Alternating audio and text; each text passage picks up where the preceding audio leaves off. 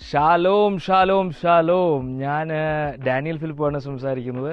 ഇപ്പോൾ യുഗാണ്ട എന്ന രാജ്യത്ത് കയുങ്ക എന്ന് പറഞ്ഞ ജില്ലയിലെ ഗർലയ എന്ന് പറയുന്ന ഒരു ഉൾഗ്രാമത്തിൽ നിന്നാണ് ഞാൻ സംസാരിക്കുന്നത്. നിങ്ങൾക്ക് ഞാൻ ഒരു ചെടി പരിചയപ്പെടുത്തി തരാം എന്ന് വിചാരിച്ചാണ് ഞാൻ ഇങ്ങനൊരു വീഡിയോ ചെയ്യുന്നത്.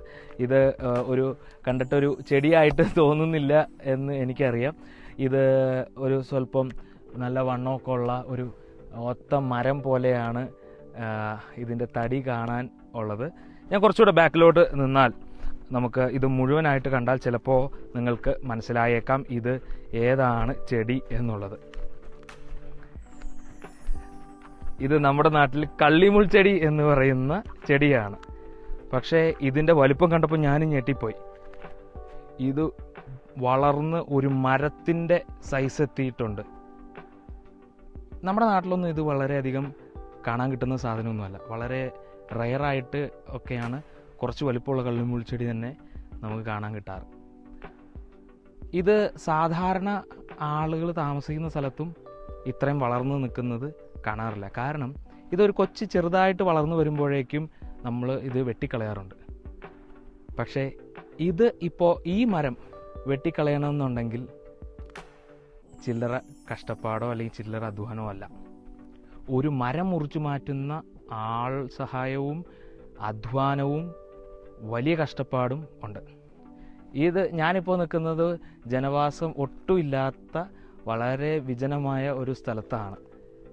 ഇത് ചെറുതായിരുന്നപ്പോൾ ഒരാൾക്ക് ഒരു വാക്കത്തി കൊണ്ട് ഒരു വീശലിന് വെട്ടിക്കളയാമായിരുന്ന ഈ ചെടി ഇന്ന് ഇപ്പോൾ ഒരു മരമായി ഒരാൾക്ക് ഒരു കാരണവശാലും മുറിച്ചു മാറ്റാൻ കഠിനാധ്വാനം ചെയ്യേണ്ടുന്ന ഒരു നിലവാരത്തിലെത്തി നിൽക്കുന്നതിൻ്റെ കാരണം ഇത് കൈകാര്യം ചെയ്യാൻ പറ്റുന്ന പരുവത്തിൽ കൈകാര്യം ചെയ്തില്ല എന്നുള്ളതാണ്.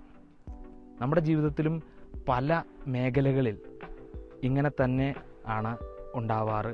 പ്രത്യേകിച്ച് പാപത്തിൻ്റെ കാര്യത്തിൽ വേദപുസ്തകം പറയുന്നത് അങ്ങനെ തന്നെയാണ്. യാക്കോബ് എഴുതിയ ലേഖനം 1-ാം അധ്യായം 15-ാം വാക്യം നമുക്ക് വളരെയധികം പരിചിതമായ വാക്യമാണ്.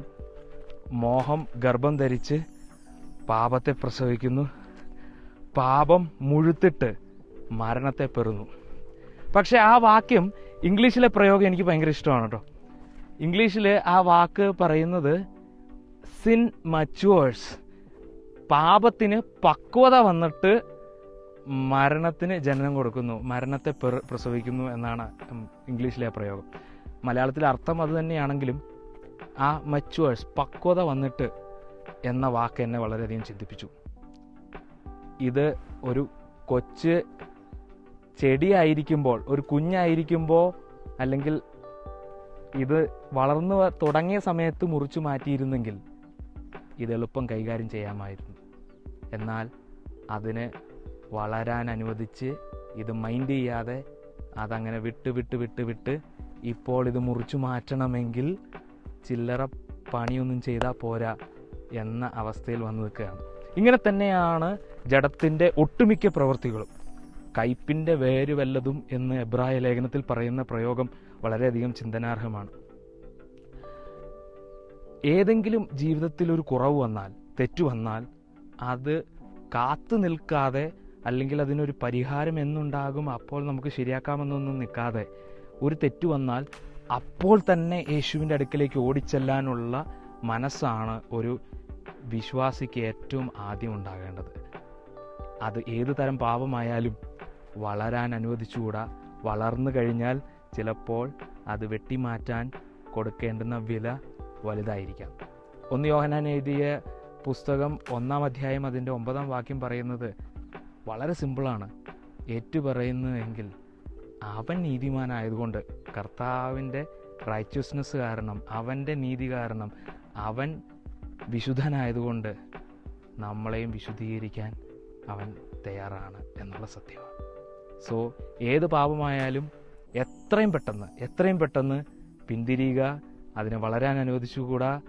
കർത്താവ് നിങ്ങളെ ധാരാളമായി അനുഗ്രഹിക്കട്ടെ. ഒരു വിശുദ്ധിയുള്ള ജീവിതം നയിക്കാൻ കർത്താവ് സഹായിക്കട്ടെ. ഏത് തെറ്റു വന്നാലും ഒരിക്കലും മടിച്ചു നിൽക്കരുത്. ദൈവത്തിൻ്റെ അടുക്കിലേക്ക് ഓടിച്ചെല്ലുക. അവൻ നമ്മളെ സ്വീകരിക്കാൻ വേണ്ടി, നമ്മളെവിടെ വിട്ട് അവൻ ഓടിപ്പോയോ അവിടെ തന്നെ നമുക്ക് വേണ്ടി കാത്തു നിൽക്കുന്ന ദൈവമാണ്. കർത്താവിൻ്റെ അടുക്കിലേക്ക് ഓടിച്ചെല്ലാൻ ഒട്ടും വൈകിയിട്ടില്ല. Let's go back to God the moment we sin. God bless U.